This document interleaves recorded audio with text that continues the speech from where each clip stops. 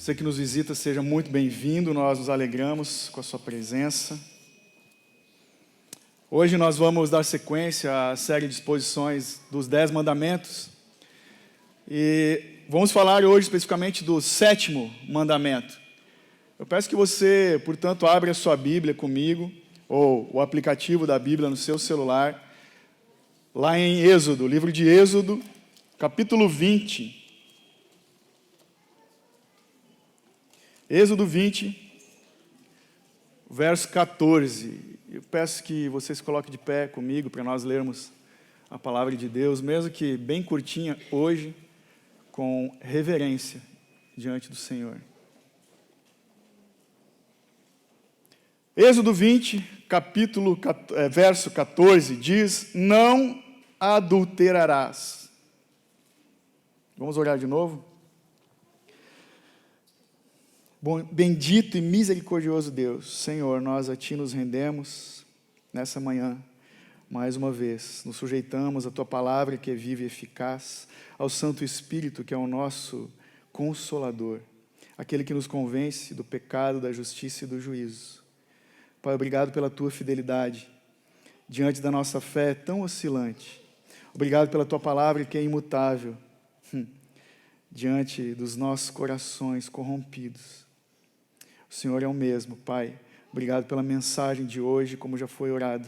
Seja o Senhor exaltado, Pai. Apesar de mim, aplica, Deus, nós te pedimos, as verdades eternas aos nossos corações, para que haja transformações em nossas vidas, até alcançarmos a estatura de verão perfeito, na semelhança de Cristo. Obrigado, porque a autoridade não está em homem nenhum mensageiro, mas naquele que é o dono da mensagem, o Senhor que é o Verbo eterno. Seja exaltado em todas as coisas, tem misericórdia de nós. Toma cativo, ó Pai, os nossos pensamentos e os nossos corações hoje, para sermos confrontados e consolados no bendito Evangelho da Graça. É o que te pedimos no nome santo de Jesus. Amém. Amém. Podem sentar, muito obrigado. Irmãos, esse é um tema bem difícil, atual, desde os dias de Moisés, continua atual, mas muito necessário nos nossos dias. Caso você não saiba, nós temos o costume de, na sala das crianças, especificamente no culto de ceia, a gente trata com eles do mesmo assunto que está sendo abordado no púlpito. Hoje, vamos falar de adultério, sexualidade, então eles não vão tratar desse assunto lá, não compete às crianças, os pequenos, ouvirem a respeito disso, ainda vai chegar o tempo deles. Então, provavelmente, eles vão estar lá pintando a Arca de Noé, estou brincando. Eles vão tratar de um outro assunto, a gente já conversou lá com o professor responsável de hoje, e está tudo certo. Diante desse assunto, desse tema, da sexualidade, nós somos obrigados a admitir que vivemos hoje numa cultura que é conivente com algo que Deus condena em sua palavra. Uma cultura que é conivente, que faz pouco caso, às vezes, do adultério. O adultério tem sido, durante muito tempo, tema de filmes, de novelas, de seriados que assistimos, do Big Brother, que alguns assistem, e eu não recomendo. Tema preferido dos compositores e cantores da música sertaneja. Depois há quem diga que o diabo é o pai do rock. Para mim, o diabo é o pai do sertanejo. E alguns dizem aleluia nesse momento. A verdade é que a nossa geração, meus irmãos, ela banalizou o sexo e trata a infidelidade como algo que é normal. Uma pesquisa que foi feita pelo Correio Brasiliense, o jornal lá de Brasília, aponta que o Brasil ele é o segundo país que mais trai no mundo. Perde para a Holanda, que está em primeiro lugar, e ganha da Argentina. E isso não é motivo da gente se orgulhar de ter ganhado da Argentina. Mas o Brasil é o segundo país que mais comete adultério. Segundo a pesquisa que foi feita, as estatísticas apontam que quem comete adultério são homens e mulheres de 30 a 49 anos, que cometem mais isso, e que estão casados há pelo menos 7 anos. E o local preferido deles, onde tudo começa, é a bendita da internet, né? Que pode ser uma bênção para alguns, mas tem sido maldição para muita gente. É lá que tudo começa, nas conversas indevidas, nos chats e nos aplicativos do inferno que a gente vê hoje por aí. Mas o que a Bíblia fala a respeito do assunto? Deus é bem categórico e direto. Já no 7º mandamento, ele diz: não cometa adultério. Não cometa adultério. Nós sabemos que os 10 mandamentos, eles resumem não toda a lei de Deus, porque são mais de 600 mandamentos, né, de leis civis, étnicas, mas a lei moral de Deus se resume nos 10 mandamentos, que representam a vontade universal de Deus para o seu povo em todo tempo, em todo lugar. O que valia para esses hebreus lá, no momento em que Moisés apresentou a lei para eles, continua valendo para o povo de Deus hoje. Um leitor mais atento da Bíblia vai perceber que o 6º mandamento, que nós falamos no domingo de ceia passado, não cometa assassinato, ele é um mandamento para a preservação da vida. Mas o 7º mandamento, não cometa adultério, é uma ordem para a preservação da família. No contexto de Moisés, a gente que gosta de história, lembra que o povo hebreu, antes eles eram escravos do Egito, e agora eles foram libertos por Moisés, sendo usado por Deus, a caminho da terra prometida. Então ele apresenta esses 10 mandamentos, e o contexto é de que esse povo, eles eram escravos antes. Deus dá uma promessa de uma terra que eles vão possuir. Então Deus muda o status deles, de escravizados, que eram propriedade de alguém, agora Deus traz a dignidade dos hebreus de volta, prometendo uma terra, prometendo muitas coisas, e eles entendiam que a mulher, no contexto de Moisés, era uma propriedade do homem. Então o mandamento fala de que era proibido possuir a mulher de outro homem. Era permitido naqueles dias a bigamia, casar com uma segunda esposa, ou a poligamia com várias esposas, para aquele momento, irmãos, simplesmente para constituir e estabelecer uma nova nação. Deus permitiu no período do Antigo Testamento, porque no Novo Testamento a gente já vê que isso já caiu por terra. Jesus falou dessas coisas, o apóstolo Paulo falou dessas coisas. O casamento é para um homem e uma mulher. Então, os judeus do Antigo Testamento caminhavam dessa forma, buscavam seguir essa lei, e você que gosta de Antigo Testamento sabe que eles nem sempre conseguiram honrar esse mandamento. Mas falando de sexo e a igreja, é verdade que o catolicismo medieval defendia o sexo simplesmente para a procriação e defendia o celibato dos clérigos, os monges, os padres, não podiam casar, porque eles tinham um objetivo. Geralmente, quem vinha para a vida religiosa, monges, padres, eram de famílias abastadas. Então, eles eram impedidos de casar, porque quando eles morressem, a herança da família ia ficar para a igreja. É só a gente ver como é bonito o Vaticano hoje. Então, eles tratavam o sexo desse jeito, só para procriação, ou celibato, no caso de um religioso. Você que gosta desse tipo de assunto e história da igreja, se não assistiu, assista o filme do Humberto Eco, chamado O Nome da Rosa. Lá está bem claro. Mas, graças a Deus, pela reforma protestante, porque os protestantes entenderam que deviam restaurar a sanidade sexual, celebrando o ato físico da relação íntima dentro do casamento. Louvado seja Deus pelo ex-monge Martinho Lutero, que casou com a ex-freira Catarina Vambora. E Lutero diz na sua biografia que ele costumava dizer, ele era muito divertido, buscava viver uma vida leve.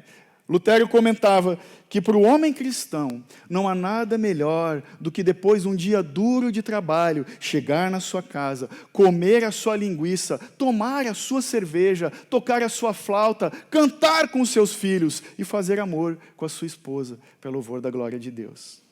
Louvado seja Deus pelos puritanos, que eles desvalorizavam o celibato, glorificavam o casamento, e no casamento o companheirismo, eles afirmavam que o sexo no casamento como era algo necessário e puro. Eles estabeleceram, os puritanos, o ideal do amor romântico, conjugal, e exaltavam o papel da esposa no matrimônio. Os puritanos foram aqueles que promoveram uma visão bíblica da sexualidade. Esse mandamento, não cometa adultério, ele não se limita somente a uma advertência contra a infidelidade conjugal. Então, os solteiros não podem ir tomar café, tem que ficar aqui ouvindo o que eu vou falar. Ele não é destinado somente para os casados. Esse mandamento trata especificamente da condição pecaminosa do coração de todo homem e de toda mulher, seja ele casado ou solteiro, porque adultério é em sua raiz uma condição do coração do homem.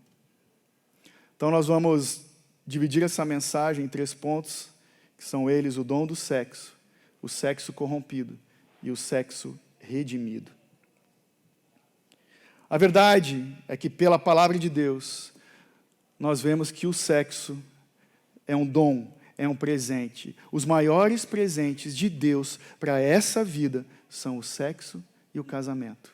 O sexo é uma dádiva dada por Deus para ser desfrutado entre um homem e uma mulher dentro do ambiente matrimonial. Então Deus deu esse presente do sexo e Ele instrui aonde ele pode e deve ser desfrutado. Ele dá o presente e o ambiente, sexo e casamento. O casamento é uma dádiva, é um dom, um presente de Deus, para experimentarmos o mais profundo relacionamento da humanidade. E a atividade sexual fora do casamento é uma tentativa de gozar o prazer desse pacto, sem responsabilidade. Muitos caminham dessa forma. A Bíblia nos fala que a união física entre o marido e a mulher, primeiro foi ideia de Deus, não é invenção de homens. O ato sexual fazia parte da bondade de Deus na criação. Lembram? Adão vivia só e o Senhor lhe deu uma companheira, uma auxiliadora idônea. Deus criou o homem, que em hebraico é Is, e criou a mulher, Issa. Um completa o outro. Até na palavra, Adão e Eva. E há quem faça as brincadeiras, Deus criou Adão e Eva, e não Adão e Ivo. Nem Eva e Evanildes. Adão e Eva. Então Deus criou o homem e a mulher um para o outro, para se completarem e para multiplicarem. É o que diz o Gênesis. 2 carnes que se tornam uma só diante de Deus. O ato sexual no casamento, ele não é somente uma união, portanto, pela visão bíblica, é como um reencontro da criação, que honra e glorifica a Deus. Adão e Eva e Isá foram criados e feitos um para o outro, literalmente, um homem criado por uma mulher. A união íntima, então, entre o homem e uma mulher, casados, ela tipifica o pacto, a aliança de Deus com o seu povo e, portanto, de Cristo com a igreja. Por isso, ele é o noivo e nós somos a noiva de Cristo. Para quem não sabe, quando a palavra fala, por exemplo, lá na genealogia de Jesus, que José não havia conhecido Maria, como assim? Eles já se conheciam? Ele não havia penetrado, porque conhecimento fala de conhecer na profundidade, no grego, no original e no pensamento hebraico. Eles não tinham relação. Por isso Jesus nasceu de uma virgem. Então o sexo e o casamento foram criados por Deus. Por isso o fruto de casais que glorificam a Deus devem ser os filhos, para louvor da glória de Deus. Um casal que quer dar glória a Deus, devolve para ele filhos. É um mandamento de Deus, gerar filhos. Portanto, quem pode ter filhos, quem tem toda a condição para ter filhos e opta, escolhe por não ter, nós decidimos não ter filhos, está em pecado. Mas aqueles que desejam ter filhos e não conseguem, Deus pode ter outros desígnios para esses casais, de repente. Talvez a adoção seja uma questão a ser considerada. Agostinho, falando essas coisas, diz que um casamento sem filhos é como um mundo sem sol. Aí, de repente, se levanta a irmã, é isso aí, pastor, sexo é para procriação. Eu dei 3 filhos para o marido e deu, já está bom demais. Aí eu pego e respondo para ela, então vem cá que eu vou rasgar todas as páginas de Cântico dos Cânticos da tua Bíblia. Porque a visão bíblica é de que o sexo não é apenas procriador, o sexo é também relacional e recreativo. Lá em Cânticos de Salomão, ele diz, no capítulo 1, já começa falando assim, 1, 2 e 4, que é um livro da Bíblia para os casais lerem, solteiros aguardem. Ah, se ele beijasse, se me beijasse, se a sua boca me cobrisse de beijos. Sim, as suas carícias são mais agradáveis que o vinho. Leve-me com você. Vamos depressa, leve-me ao rei para os seus aposentos. Já tirei minha túnica, terei que vesti-la de novo? Já lavei meus pés, terei que sujá-la de novo? O meu amado pôs a mão por uma abertura da tranca. Meu coração começou a palpitar por causa dele. Cânticos 1 e 2 e Cânticos 5, 3 e 4. Então a Bíblia, ela celebra o ato sexual de amor exclusivamente dentro do casamento, como um dom, um presente de Deus. Lembram? O presente e o ambiente onde ele deve ser desfrutado. O sexo, portanto, segundo a Bíblia, ele é para o amor, para o prazer e para a alegria. E é para proteger essa alegria que Deus nos ordena: não cometa adultério. Então, a verdade é que quantos melhores são os presentes que Deus nos dá, esses presentes estão mais propensos a serem distorcidos, pervertidos pelo mundo, pela carne e pelo diabo. É só a gente ver o que o mundo tem feito, transformando o sexo em pornografia, em prostituição, em promiscuidade. Algo que foi belo e puro e santo, criado por Deus. O sexo corrompido, nós sabemos muito bem como ele caminha nos nossos dias.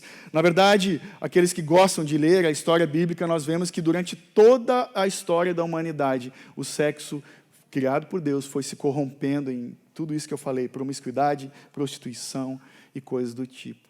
Não é de agora. Tem aqueles que pensam: hoje está bem pior, né, pastor? Não, hoje, na verdade, eu acho que está mais divulgado, mas não mais pior. Nos tempos do apóstolo Paulo, para quem não sabe, era muito comum, nos templos pagãos, os homens irem lá ter relações com as profetisas, as sacerdotisas dos templos. Eles faziam sexo nas escadas. De todos os 17 imperadores romanos, 14 eram homossexuais assumidos. Os romanos tinham a prática de ter com as suas mulheres somente filhos, e o sexo prazeroso com outros homens. Terrível. A palavra pederasta, hoje conhecida como pedofilia, nasceu em Roma. Então, hoje, é consequência de toda uma história de distorção, de deturpação desse dom que Deus deu para o seu povo. Mas o que é adulterar? Uma resposta simplória e objetiva é que adultério é infidelidade conjugal. Só que o adultério, ele implica em imoralidade sexual. A raiz do adultério é o desejo por sexo. Então, o adultério, ele quebra a aliança com Deus e promove o mal.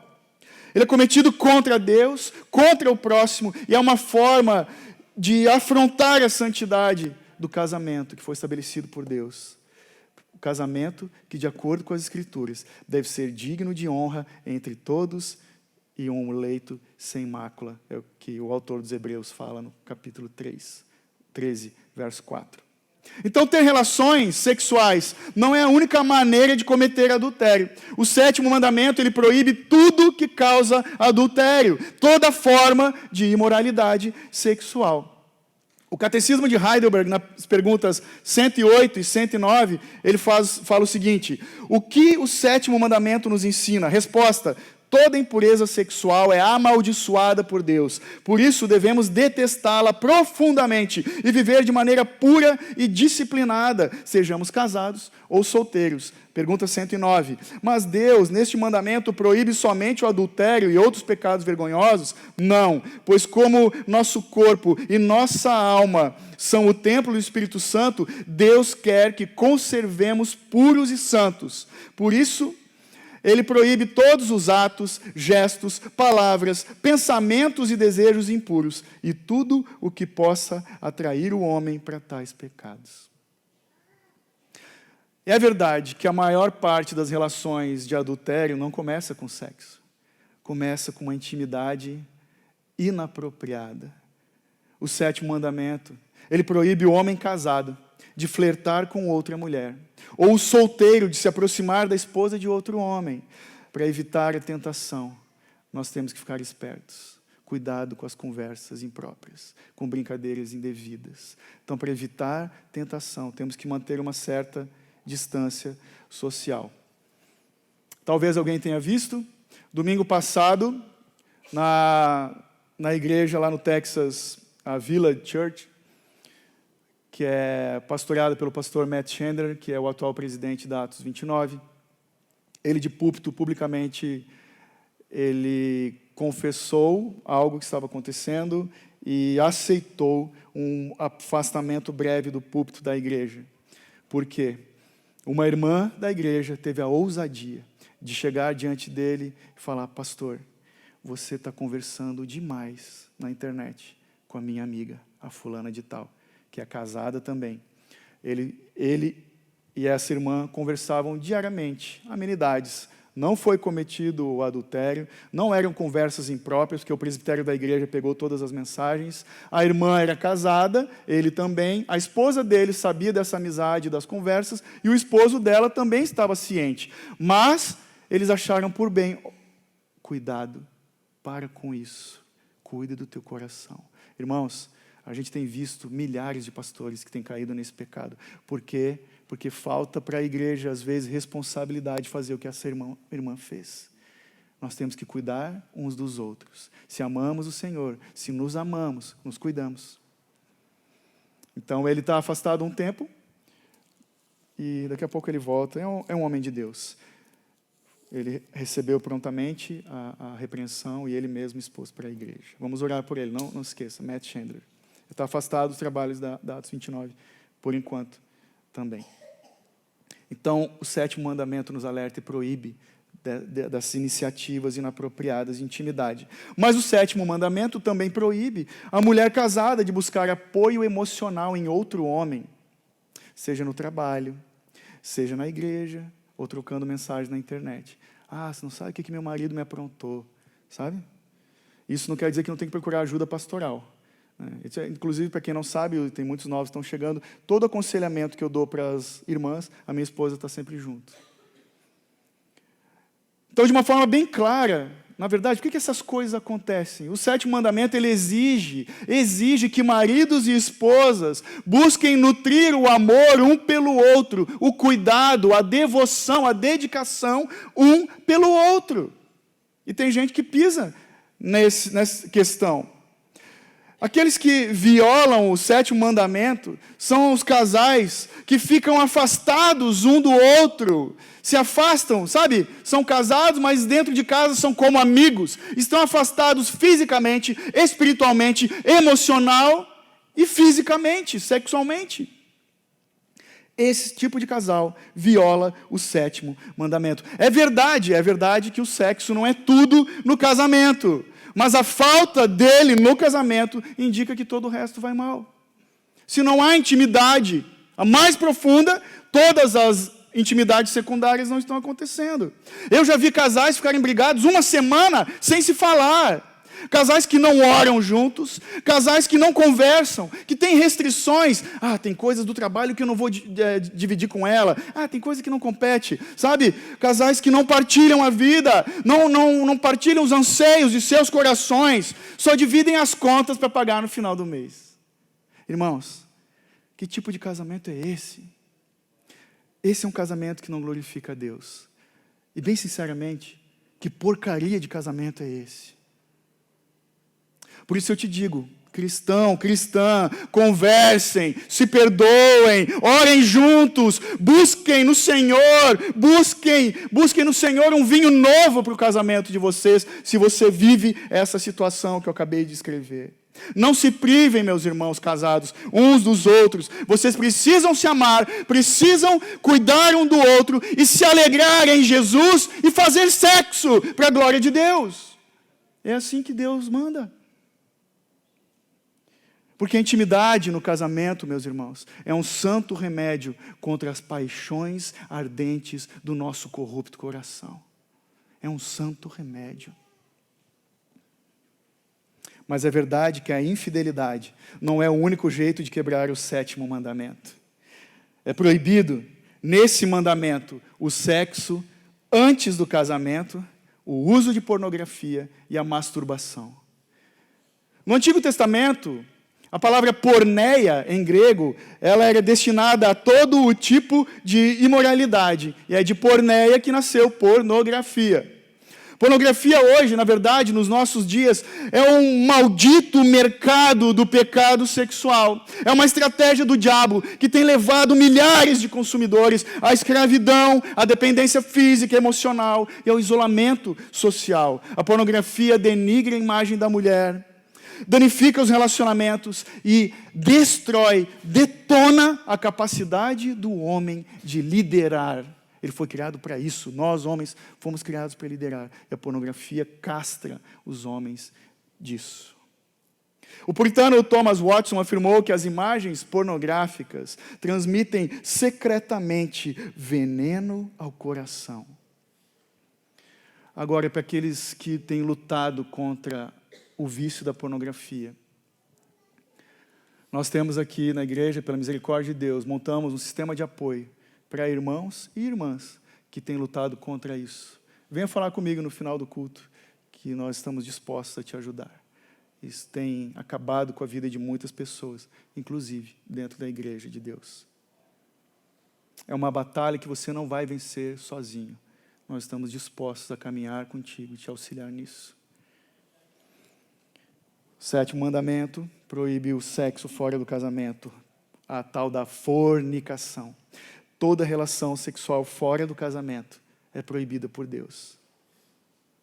Tem muitos casais de namorados que se perguntam, então, qual é o limite, pastor, de beijos e carícias? Até onde nós podemos ir? Qual é o limite que a Bíblia coloca?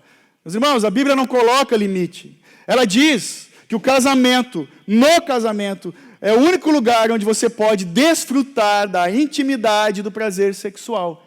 Não no namoro, não no noivado. Ah, mas a gente vai casar mesmo, mas não casou ainda. Lembram? O presente e o ambiente. Prazer e alegria sexual no casamento. As perguntas corretas que os solteiros deviam fazer, na verdade, é: como posso proteger a minha pureza sexual? Eu estou me relacionando com o meu namorado, com a minha namorada, conforme uma pessoa que é criada à imagem de Deus? Eu estou honrando o corpo dessa pessoa? Eu estou amando essa pessoa como amo a mim mesmo? Deixa eu te dar uma dica aqui para os namorados e para os noivos. Se a fornicação é um pecado constante no relacionamento de vocês, terminem esse relacionamento. Urgente, terminem esse relacionamento. Arrependam-se porque vocês estão afastados de Deus. A sua fé é fraca, foi vencida, e vocês simplesmente estão caminhando como os perdidos lá fora. Terminem esse relacionamento. O que mais é proibido no 7º mandamento? A prostituição. A prostituição é proibida pelos mesmos motivos, que é o adultério e a fornicação, sexo fora do casamento. E ainda o trouxa que faz isso gasta dinheiro, né? A prática homossexual também é proibida, mas nós nem vamos entrar nesses detalhes, porque sabemos que é antibíblico, é uma aberração diante de Deus, e o destino daqueles que praticam isso, se não se arrependerem, é o inferno. A masturbação é idolatria, é autoadoração, é uma autossatisfação. Em vez de prazer verdadeiro, ela produz o quê? Produz culpa, vergonha, promove o vício e pode causar impotência. Desonra a Deus. Por quê? Porque o adultério é proibido, então, em todas as suas formas. Tim Keller vai dizer o seguinte: não é porque o sexo seja ruim, mas porque foi projetado para ser uma força poderosa para o bem. O sexo é como uma supercola. Quando usado corretamente, sela o vínculo matrimonial. É a cola, o cimento da aliança, que ajuda a manter o casamento protegido, quando feito da forma correta, no ambiente correto. Então Deus, Ele fez de nós seres sexuais para selar o amor entre marido e mulher, uma união sexual que cimenta a comunhão espiritual. C.S. Lewis, que não escreveu só as Crônicas de Nárnia, ele disse o seguinte: a atitude cristã não toma como errado a existência do prazer no sexo, como não considera errado o prazer que temos quando nos alimentamos. O erro está em querer isolar esse prazer e tentar buscá-lo por si mesmo. Da mesma forma que não se deve buscar os prazeres do paladar sem engolir e digerir a comida, apenas mastigando e cuspindo. Achei fantástica essa ilustração. Então, sempre que as pessoas querem isolar os prazeres do sexo, elas acabam prejudicando a si mesmas e aos outros. Então, Deus proíbe o adultério, porque existe uma estreita ligação entre a nossa sexualidade e a nossa espiritualidade. Sim, praticar sexo no casamento, que glorifica a Deus, é algo espiritual também. Para o cristão, então, todo ato de imoralidade sexual é um tipo de profanação espiritual. É um atentado contra o corpo de Cristo, contra o Filho de Deus. Por isso, o apóstolo Paulo disse aos Coríntios, o corpo não é para a prostituição, senão para o Senhor é para o corpo. Não sabeis vós que vossos corpos são membros de Cristo? 1 Coríntios 6, 13 até o 15. Então, a imoralidade sexual é comum na nossa cultura de hoje.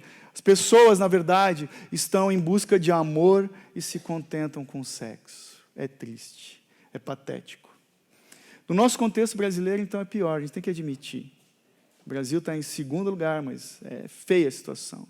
Porque nós vemos que existe uma promoção da imoralidade, como eu falei no começo, nas músicas, nas roupas, na TV, na internet, nas novelas, filmes. Nós acabamos minimizando o adultério ou o problema do sexo fora do casamento. Essa é a verdade. Às vezes até o próprio linguajar, né, dos influencers que a gente vê aí, ouve na internet, está recheado de palavras impróprias, palavrão, de conotação fálica, imoral, sexual. A verdade é que a cosmovisão dessas pessoas desagrada a Deus. Não honra a Deus, nós não devíamos dar ouvidos para esse tipo de gente que fala um monte de bobagem. O cristão, na verdade, ele deve buscar crescer em santidade e se afastar firmemente do mal, que seja da aparência do mal. A verdade, meus irmãos, é que nós damos pouca importância para os pecados do coração, porque ninguém vê. A gente só dá bola para aquilo que aparece. Ninguém está vendo o que se passa no nosso íntimo. Acontece que as nossas falhas internas são tão fatais quanto os atos de pecado que cometemos. Nós precisamos, urgente, fugir de toda e qualquer tentação. Seja tentação no feed da tua rede social, quando alguém publica coisas que levam à tentação, deixa de seguir. Fotos que não convêm, perfis que não edificam, bloqueie, faça o que for preciso, o que for necessário. O celular de noite na cama, cara, desliga essa porcaria. Mas eu uso despertador, bota longe da cama. Compra um despertador analógico, sei lá. Aquilo que tem te tentado, lança fora. Isso também serve para os vídeos, filmes e séries que a gente vê na TV, por exemplo, nos streamings de hoje, que são muitos. Temos que tomar cuidado, tome cuidado com aquilo que você coloca diante dos seus olhos. É prudente, é sábio, a gente está sempre com o controle remoto na mão. Quem tem criança em casa faz mais isso, mas é prudente se nós queremos guardar os nossos corações. Fique com o controle remoto na mão. Passe cenas impróprias, mude a programação, desligue a TV se for preciso, fique esperto. É bom verificar a indicação, né, de filmes antes, o que contém nesse filme. Nós temos que nos desviar, nos afastar de tudo aquilo que pode poluir nossa mente, contaminar nosso coração. Essa é a verdade. Há quem diga que, é um ditado, né, não sei quem é o autor disso, nós não podemos impedir os pássaros de sobrevoar nossa cabeça, mas podemos impedir que eles façam ninhos na nossa cabeça. Então seja prudente, fica esperto.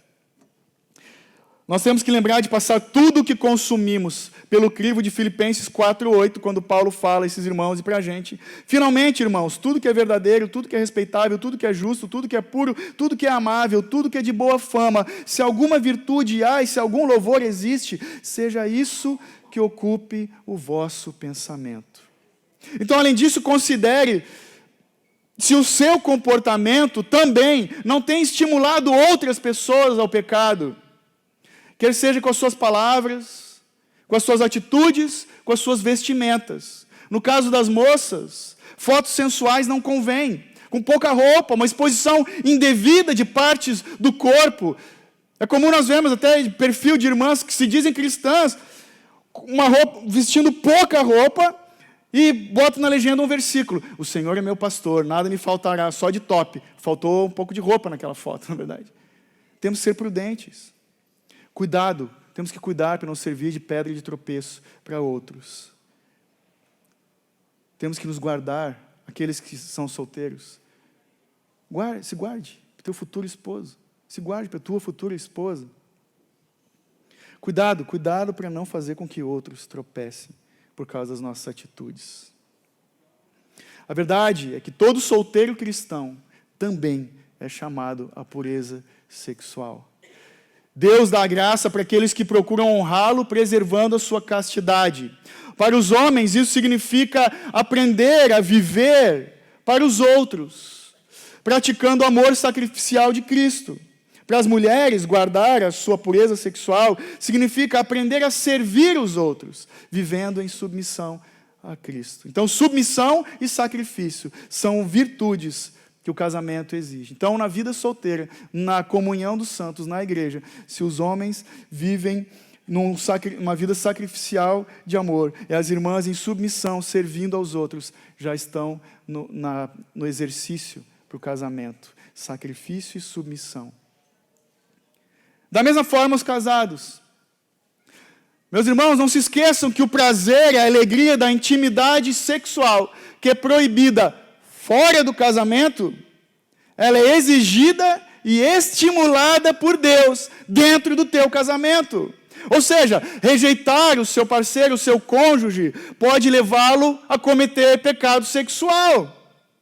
Paulo fala isso aos Coríntios, 1 Coríntios 7, 2-5. Por causa da imoralidade, cada um deve ter sua esposa, e cada mulher deve ter seu próprio marido. O marido deve cumprir os seus deveres conjugais para com sua esposa, e da mesma forma a mulher para com seu marido. A mulher não tem autoridade sobre seu próprio corpo, mas sim o marido. Da mesma forma, o marido não tem autoridade sobre seu próprio corpo, mas sim a mulher. Não se recusem um ao outro, exceto por mútuo consentimento e durante certo tempo, para se dedicarem à oração. Depois unam-se de novo, para que Satanás não os tente por não terem domínio próprio. Marca na tua Bíblia lá, o casado, casada. 1 Coríntios 7, 2-5. É assim que nós temos que caminhar. Porque a luxúria, ela leva os homens e as mulheres à vergonha e à desgraça. O pior de tudo é que o pecado sexual, além da vergonha e da desgraça, nos coloca debaixo da ira de Deus. 1 Coríntios 6, 9 e 10, vocês não sabem que os perversos não herdarão o reino de Deus? Não se deixem enganar, nem imorais, nem idólatras, nem adúlteros, nem homossexuais, passivos ou ativos, nenhum deles herdará o reino de Deus. Então Jesus, falando desse mandamento, lá no Sermão do Monte, a respeito do 7º mandamento, ele fala em Mateus 5, 27-30. Vocês ouviram o que foi dito? Não cometa adultério, mas eu lhes digo, qualquer que olhar para uma mulher para desejá-la, já cometeu adultério com ela no seu coração. Se o seu olho direito te fizer pecar, arranque-o e lance-o fora. É melhor perder uma parte do seu corpo do que ser todo ele lançado no inferno. E se a sua mão direita o fizer pecar, corte-a, lance fora.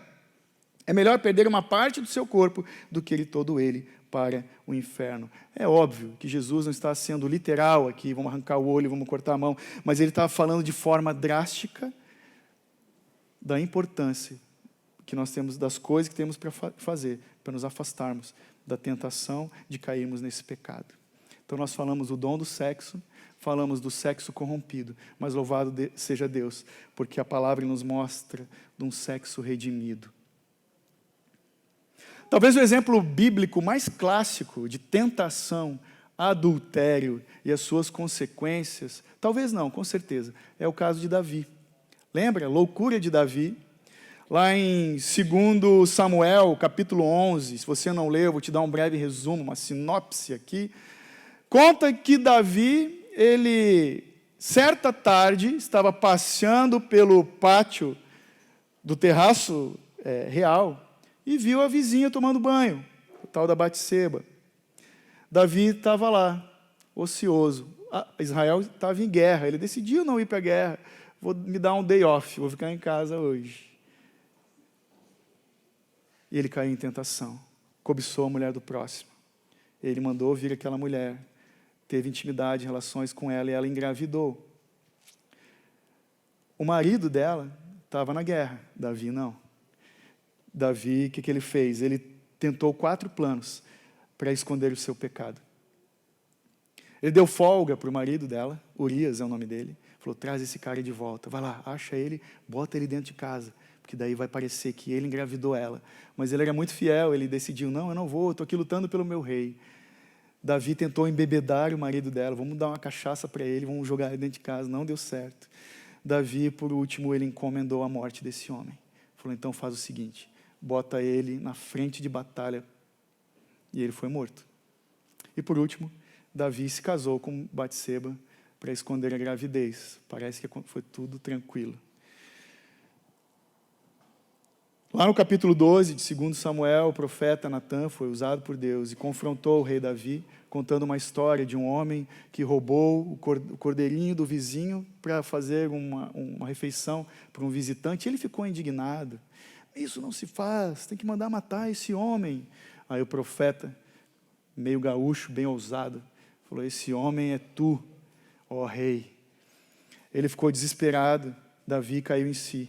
Foi tomado um sentimento de culpa e de horror. E é assim que nós temos que nos portar quando pecamos, quando caímos em si.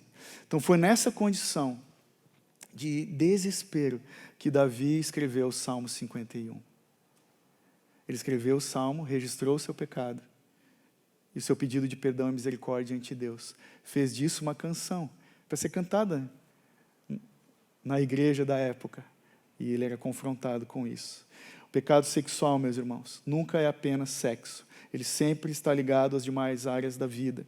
Davi, ele nunca teria caído nesse pecado se ele estivesse fazendo aquilo que Deus mandou ele fazer. Ele não foi para a guerra. Ele estava em casa dando sopa. Aí tem aquele ditado, né? Cabeça vazia, oficina do diabo. Então, em todo esse caso sórdido de Davi, tem uma coisa só que ele fez certo. Ele confessou o seu pecado. Pequei contra o Senhor, ele disse.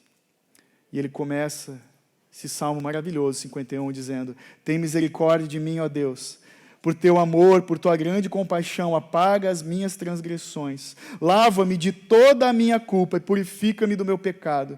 Davi fez o seu apelo por perdão com base no sacrifício do sangue de um cordeiro aplicado à sua culpa, a culpa do seu pecado. No verso 7, purifica-me com hisopo e ficarei puro, lava-me mais branco do que a neve serei. Em seguida ele orou pela contínua obra santificadora de Deus na sua vida. Os versos 10 ao 12, cria em mim, ó Deus, um coração puro e renova dentro de mim um espírito estável. Não me expulses da tua presença, nem tires de mim o teu Santo Espírito. Devolve-me a alegria da tua salvação e sustenta-me com um espírito pronto a obedecer. Davi acertou no final. Ele fez uma confissão completa e franca, sincera, diante de Deus. E Deus teve misericórdia dele. Como o Senhor tem misericórdia de todo pecador arrependido.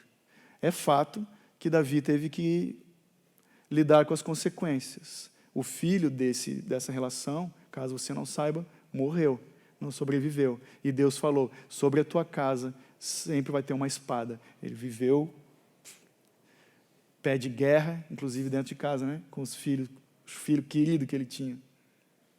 Ele teve que lidar com as consequências.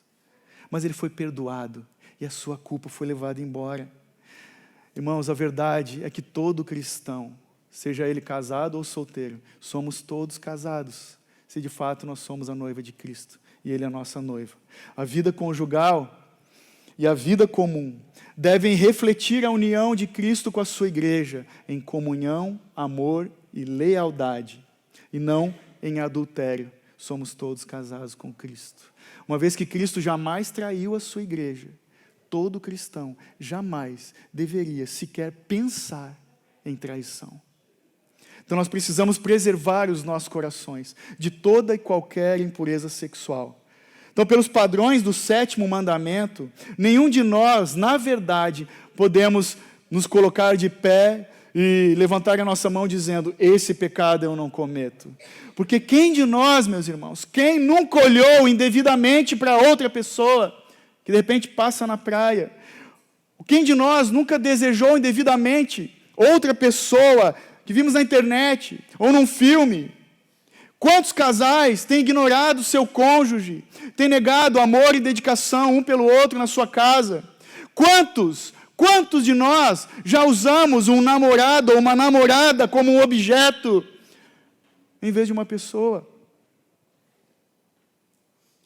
Todos nós, meus irmãos, podemos nos justificar de alguma forma. Só que pelos padrões, nosso Senhor, nenhum de nós passa nesse teste. Quando Deus nos confronta com a culpa do pecado sexual, como hoje na sua palavra, nós temos uma escolha. Se nós continuarmos escondendo o pecado, nós podemos ter certeza que o pecado vai nos destruir. Se ele continuar oculto e não for confessado, o final da história é morte. Mas se nós nos arrependermos, Deus vai ter misericórdia de nós. Muitas vezes, quando a gente quebra o 7º mandamento, nós nos sentimos tão culpados que só conseguimos nos arrastar. Quando, na verdade, o que nós temos que fazer é correr imediatamente de volta para a cruz. Temos que correr de volta para a cruz, porque é só lá que nós encontramos um sacrifício perfeito, que nos limpa de toda culpa e nos capacita com o poder de vivermos novamente para Cristo. Só aos pés de Cristo. O nosso amigo dos pequenos grupos de quarta, o Arthur W. Pink, ele escreveu no século XIX, esse pastor, algumas sugestões que nos ajudam a evitar esse pecado. Sugestões práticas. Ele diz: nós precisamos cultivar um senso habitual da presença divina, percebendo que os olhos do Senhor estão em todo lugar, contemplando maus e bons. Nós precisamos manter uma estratégia de uma estrita vigilância sobre os nossos sentidos. Temos que fazer um pacto com os nossos olhos. Feche os seus ouvidos contra qualquer conversa obscena. Não leia, nem veja nada que te contamine. Vigie seus pensamentos e trabalhe prontamente para expulsar os pensamentos perversos. Precisamos praticar a sobriedade e a temperança. Ele fala: exercite-se numa ocupação honesta e legal. É provado que a ociosidade pode ser fatal, atividade física, ele está falando. Vem a tentação, solteiro, vai correr na rua, por exemplo. E ele conclui na 5ª dica: dedique-se muito à oração fervorosa, mais importante, implorando que Deus limpe o seu coração. Veio a tentação, vai para o joelho. E eu quero concluir com as sábias palavras do pastor Martin Lloyd-Jones, quando ele disse: nem mesmo o adultério é um pecado imperdoável, é um pecado terrível, mas Deus proíbe que alguém sinta que seu pecado está além do amor de Deus e do seu reino por causa do adultério. Não, se você se arrepende verdadeiramente e percebe a profundidade do seu pecado e se lança sobre o amor, a misericórdia e a graça sem limites de Deus, você pode ser perdoado. Eu te asseguro do perdão de Deus, mas ouça as palavras do nosso abençoado Senhor. Vá e não peques mais. Amém. Amém. Que o Senhor nos ajude a vencermos as tentações do nosso coração.